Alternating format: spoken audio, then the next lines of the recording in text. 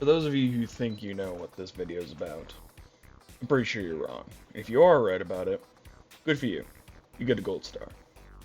But to clarify for a good number of you, this is a video talking about and discussing the Black Suit Saga, not if Ben got the symbiote itself.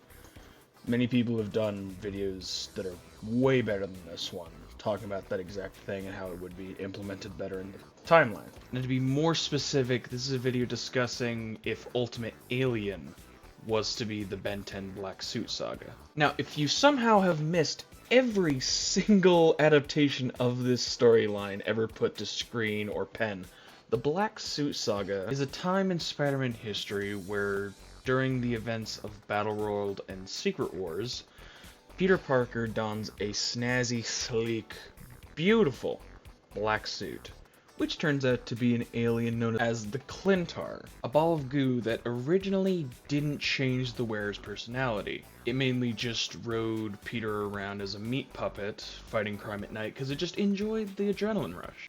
And kissing black cats. However, in more recent adaptations of the Black Suit Saga, the symbiote is shown to affect the wearer's mind, causing them to be irrationally angry, lash out at friends, and make them have a feeling that they need the suit to be better and stronger. The suit is pretty much just an allegory for drug addiction. And while I wouldn't want to use the drug allegory as part of this,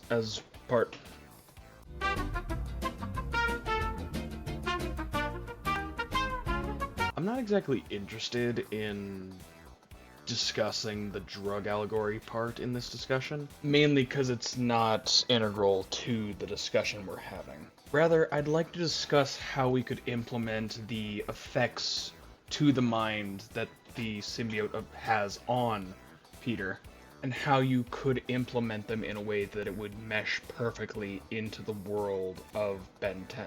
With that out of the way, we can have a quick transition into the next segment of the video.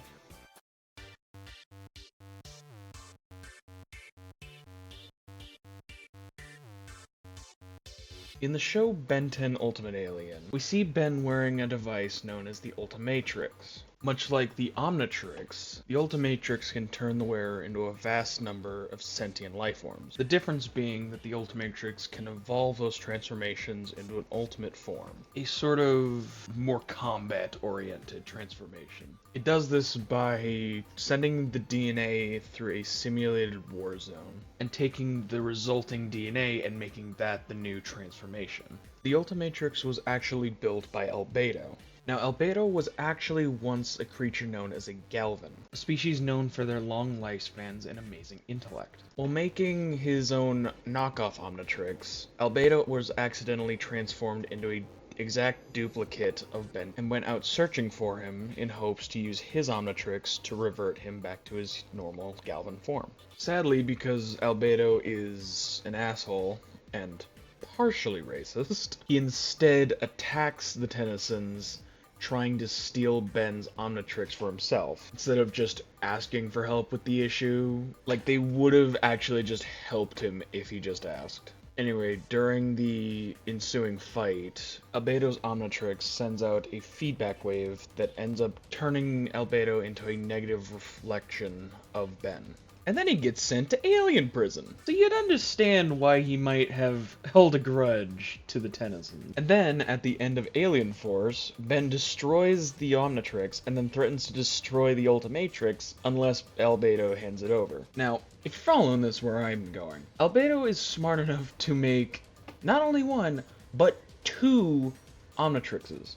One of the most powerful devices in the known universe. So you expect me to believe that he wouldn't have a contingency plan, especially after he lost the first one? Now, this is where my version of events would start to play out. Much like the Black Suit, the Ultimatrix would start to alter Ben's mind, making him more self-absorbed, quicker to anger, and someone you'd want to kick in the nuts just for speaking, and no one would bat an eye. Hell, the executives wanted him to act in a similar fashion, but unlike in the actual show where it made no sense for him to regress that far, this time there's an actual reason, and that reason being that the Ultimatrix is actually rewriting and recoding Ben's brain to be more like Albedo's. Now, for those of you who realize what's actually going on, good for you!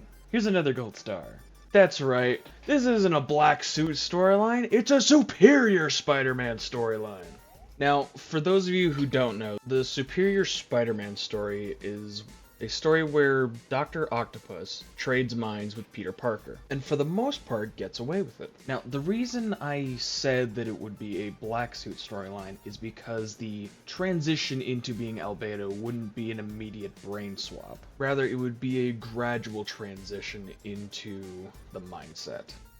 And this transition would only progress with each use of the Ultimatrix. And the transition into Albedo wouldn't just be psychological. His hair would start turning white and his eyes turning red.